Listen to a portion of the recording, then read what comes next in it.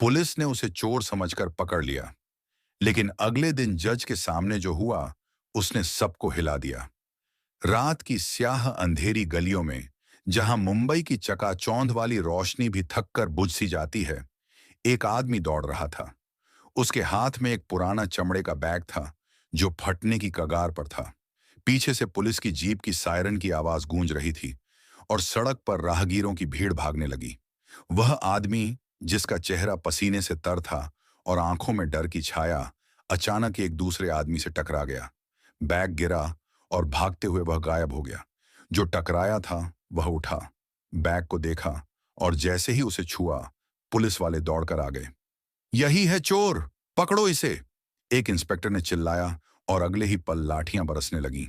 रुको, मैं मैं पुलिस का हूं, वह कराहते हुए बोला, लेकिन उसकी आवाज दर्द की चीखों में दब गई। हथकड़ियां लगीं और उसे थाने की काली कोठरी में फेंक दिया गया। कौन जानता था कि यह रात एक ऐसी सुबह लाएगी जहां न्याय की कुर्सी पर बैठा शख्स खुद भावनाओं के भंवर में डूब जाएगा। उत्तर भारत के एक छोटे से गांव में, जहां सुबह की धुंध अभी भी खेतों पर छाई रहती है और शाम को चूल्हों से उठती धुआं की महक पूरे गांव को घेर लेती है, अभिमन्यु सिंह का जन्म हुआ था। गांव का नाम था रामपुर, जहां जीवन की रफ्तार इतनी धीमी थी कि लोग सालों पुरानी बातों को आज की तरह याद करते थे। अभिमन्यु का बचपन गरीबी की छाया में बीता। उसके पिता एक साधारण किसान थे, जो सुबह से शाम तक खेतों में पसीना बहाते, लेकिन फसल कभी इतनी नहीं होती कि घर में खुशियां भर सकें। माँ घर संभालती और भाई बहन छोटे छोटे कामों में हाथ बंटाते। अभिमन्यु सबसे बड़ा था और उसकी आंखों में हमेशा एक सपना चमकता, पुलिस अधिकारी बनने का। गांव में पुलिस का नाम सुनकर लोग डरते थे, लेकिन अभिमन्यु के लिए पुलिस मतलब था न्याय, मतलब था कमजोरों की रक्षा। स्कूल की किताबों में पढ़ी कहानियां, जहां पुलिस वाले गुंडों को पकड़ते और अच्छाई की जीत होती, उसे रातों को सोने नहीं देती। वह सोचता, एक दिन मैं भी ऐसा ही बनूंगा। स्कूल के दिन कठिन थे। गांव का स्कूल पुराना था, छत से पानी टपकता और किताबें फटी हुई। लेकिन अभिमन्यु की लगन ऐसी थी कि वह रात को लालटेन की रोशनी में पढ़ता। पड़ोसी कहते, ये लड़का कुछ बड़ा करेगा। ग्रेजुएशन के बाद उसने पुलिस की परीक्षा दी, तैयारी के लिए किताबें उधार लीं, दिन रात मेहनत की। जब रिजल्ट आया तो गांव में जश्न मना। अभिमन्यु सब इंस्पेक्टर बन गया। ट्रेनिंग के दिनों में उसने सीखा कि कानून की किताबें तो आसान हैं, लेकिन असल जीवन में न्याय की राह कितनी पथरीली है। ट्रेनिंग पूरी होते ही उसकी पहली पोस्टिंग उसी रामपुर गांव में हुई। गांव वाले खुश हुए, लेकिन जल्द ही उनकी खुशी संदेह में बदल गई। अभिमन्यु काम में सख्त था, चौड़े कंधे, तेज निगाहें और सीधी रीढ़। वह देखने में ही एक ईमानदार पुलिस वाले जैसा लगता। लेकिन गांव में अपराध की जड़ें गहरी थीं। स्थानीय नेता, जो चुनाव जीतने के लिए गुंडों का सहारा लेते, और छोटे मोटे चोर उचक्के, जो रात को घरों में सेंध लगाते। अभिमन्यु ने आते ही कार्रवाई शुरू की। रोज किसी न किसी को पकड़ता, थाने लाता और जेल भेजता। लोग कहने लगे, यह रिश्वतखोर है, सिर्फ दिखावा करता है। सच तो यह था कि अभिमन्यु ने कभी एक पैसा नहीं लिया। उसके लिए फर्ज सबसे ऊपर था। लेकिन गांव की जुबान पर अफवाहें फैल गईं। देखना, यह भी नेताओं का चमचा है, लोग फुसफुसाते। अभिमन्यु सुनता, लेकिन चुप रहता। वह जानता था कि समय सब साबित करेगा। एक दोपहर की बात है। सूरज आग उगल रहा था और गांव के किनारे फैला पुराना जंगल हरा भरा लेकिन रहस्यमय लग रहा था। जंगल में लकड़हार कभी कभी जाते, लेकिन दिन ढलते ही वहां सन्नाटा छा जाता। अभिमन्यु गश्त पर था, अपनी मोटरसाइकिल पर धीरे धीरे चलते हुए। अचानक दूर से चीखें सुनाई दी। दिल धड़का और वह दौड़ पड़ा। जंगल की पगडंडी पर पहुंचा तो नजारा देखकर खून खौल उठा। तीन दबंग गुंडे, जिनके चेहरे पर क्रूरता थी, एक युवती को घसीटते हुए ले जा रहे थे। युवती की उम्र 20 के आसपास, आंखों में भय की ऐसी छाया कि देखकर किसी का भी दिल पसीज जाए। वह चीख रही थी, बचाओ, छोड़ो मुझे। लेकिन गुंडे हंसते हुए उसे और अंदर ले जा रहे थे। अभिमन्यु ने बिना सोचे अपनी लाठी निकाली। रुक जाओ, उसकी आवाज गरजती हुई गूंजी। गुंडे मुड़े और देखा एक पुलिस वाला, लेकिन वे तीन थे और वह अकेला। फिर भी अभिमन्यु टूट पड़ा। लाठी की पहली चोट एक गुंडे की पीठ पर पड़ी, वह कराह कर गिरा। दूसरा हमला करने आया, लेकिन अभिमन्यु ने घुमाकर उसके पैर पर मारा। तीसरा भागने लगा, लेकिन अभिमन्यु ने दौड़कर पकड़ा और जमीन पर पटक दिया। कुछ मिनटों में तीनों जमीन पर पड़े कराह रहे थे। युवती कांप रही थी, उसके कपड़े फटे हुए, चेहरे पर खरोंचे। अभिमन्यु ने अपनी जैकेट उतारी और उसे ओढ़ाई। डरो मत बहन, अब सुरक्षित हो, उसने धीरे से कहा। युवती रोने लगी, लेकिन उसकी आंखों में कृतज्ञता थी। अभिमन्यु ने गुंडों को बांधा और थाने ले गया। युवती को भी साथ ले गया, जहां उसने बयान दिया।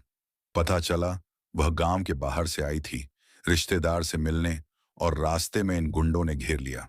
शाम को थाने के बाहर एक काली चमचमाती कार रुकी। बाहर निकले एक अधेड़ उम्र के शख्स, साफ सुथरे कपड़ों में, चेहरे पर गंभीरता। उनके साथ वही युवती थी, अब थोड़ी संभली हुई। वह शख्स थे राघव प्रताप सिंह, इलाके के मशहूर वकील, जो अब जज बन चुके थे, लेकिन उस समय वकील ही थे।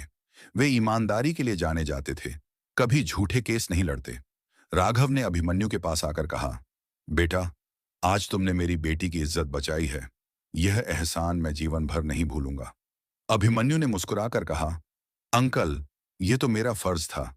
पुलिस हूं, रक्षा करना मेरा काम है। राघव की आंखें नम हो गईं। उन्होंने अभिमन्यु को गले लगाया और गांव में यह खबर फैल गई। अब लोग अभिमन्यु को अलग नजरों से देखने लगे। वह रिश्वतखोर नहीं, सच्चा इंसान है, लोग कहने लगे। गुंडों को सजा हुई और गांव में शांति छा गई। लेकिन अच्छाई हमेशा दुश्मन बनाती है। स्थानीय नेता, जिनके गुंडे पकड़े गए थे, अभिमन्यु से चिढ़ गए। उन्होंने ऊपर के अधिकारियों से शिकायत की, अफवाहें फैलाईं। कुछ महीनों बाद अभिमन्यु का ट्रांसफर मुंबई कर दिया गया। गांव वाले दुखी हुए, लेकिन अभिमन्यु ने कहा, फर्ज कहीं भी निभाना है। वह मुंबई चला गया, जहां जीवन की रफ्तार तेज थी और अपराध की दुनिया और गहरी। मुंबई पहुंचकर अभिमन्यु ने एक छोटे से कमरे में रहना शुरू किया। शहर की ऊंची इमारतें, ट्रैफिक की भीड़ और रात की चकाचौंध, सब कुछ नया था। वह ड्यूटी पर जाता, लेकिन यहां पुलिस का काम अलग था। भ्रष्टाचार की जड़ें इतनी गहरी कि ईमानदार अधिकारी अकेले पड़ जाते।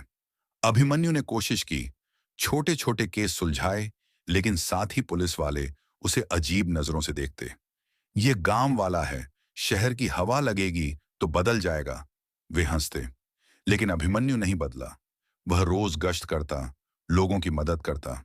एक दिन बाजार के इलाके से गुजर रहा था। बाजार में भीड़ थी, दुकानदार चिल्ला रहे थे और लोग खरीदारी में व्यस्त। अचानक सामने से एक आदमी दौड़ता हुआ आया, हाथ में बैग। वह अभिमन्यु से टकराया, बैग गिरा और भाग गया। अभिमन्यु ने बैग उठाया, देखा तो अंदर जेवरात और पैसे। चोर! वह सोच ही रहा था कि पीछे से पुलिस वाले दौड़े आए। यही है, पकड़ो! उन्होंने अभिमन्यु को घेर लिया। रुको, मैं पुलिस हूं, अभिमन्यु सिंह। लेकिन वे नहीं माने। लाठियां बरसीं, दर्द से वह कराह उठा। थाने ले गए, जहां इंस्पेक्टर ने बिना सुने बंद कर दिया। कल कोर्ट में पेश करो, उसने कहा। रात कोठरी में बीती। अभिमन्यु सोचता रहा, यह क्या हो गया? मैंने क्या गलत किया? सुबह हथकड़ियों में अदालत पहुंचा। कोर्टरूम में भीड़ थी। जज की कुर्सी पर राघव प्रताप सिंह बैठे थे, अब जज बन चुके। अभिमन्यु की नजर पड़ी और वह स्तब्ध रह गया। राघव ने उसे देखा, पहचाना और उनकी आंखें भर आईं। वे कुर्सी से उठे, सबके सामने हाथ जोड़े। यह यह वही अभिमन्यु है जिसने मेरी बेटी को बचाया, ईमानदार इंसान, और तुमने इसे चोर बना दिया। उनकी आवाज कांप रही थी। कोर्ट में सन्नाटा छा गया। पुलिस वाले हक्के बक्के। राघव ने केस खारिज किया। पुलिस वालों को फटकार लगाई। बिना जांच के किसी पर आरोप लगाना अपराध है। उन्होंने उन पुलिस वालों को सस्पेंड कर दिया और अभिमन्यु को मुंबई में ही अच्छी पोस्टिंग दिलाई। उस दिन के बाद अभिमन्यु की जिंदगी बदल गई। वह अब मुंबई में अपराध से लड़ता, लेकिन अब उसके पास समर्थन था। राघव से मुलाकातें होती, वे उसे बेटे जैसा मानते। अभिमन्यु की मुलाकात काव्या शर्मा से हुई, एक सामाजिक कार्यकर्ता। काव्या निडर थी, दयालु और समाज के लिए लड़ती। वह महिलाओं की सुरक्षा के लिए अभियान चलाती, गरीब बच्चों को पढ़ाती। पहली मुलाकात एक अभियान में हुई, जहां अभिमन्यु मदद करने आया। आप पुलिस वाले होकर भी इतने संवेदनशील? काव्या ने पूछा। अभिमन्यु हंसा। पुलिस इंसान भी है। धीरे धीरे दोस्ती हुई, फिर प्यार। वे साथ काम करते, पीड़ितों की मदद करते। काव्या की जिंदगी भी संघर्ष भरी थी। बचपन में पिता खो दिया, माँ ने मजदूरी करके पढ़ाया। वह कहती, जिंदगी ने सिखाया कि लड़ना जरूरी है। दोनों की शादी हुई, सादगी से। अब वे मिलकर काम करते, समाज को बदलने की कोशिश में। अभिमन्यु अपराध रोकता, काव्या पीड़ितों को सहारा देती। साल बीते, उनका एक बेटा हुआ, जिसे उन्होंने ईमानदारी की शिक्षा दी। जीवन के उतार चढ़ाव आए, लेकिन वे डटे रहे। अभिमन्यु की कहानी सिखाती है कि ईमानदारी कभी हार नहीं मानती। परिस्थितियां कठिन हों, लेकिन सच सामने आता है और इंसानियत जीतती है।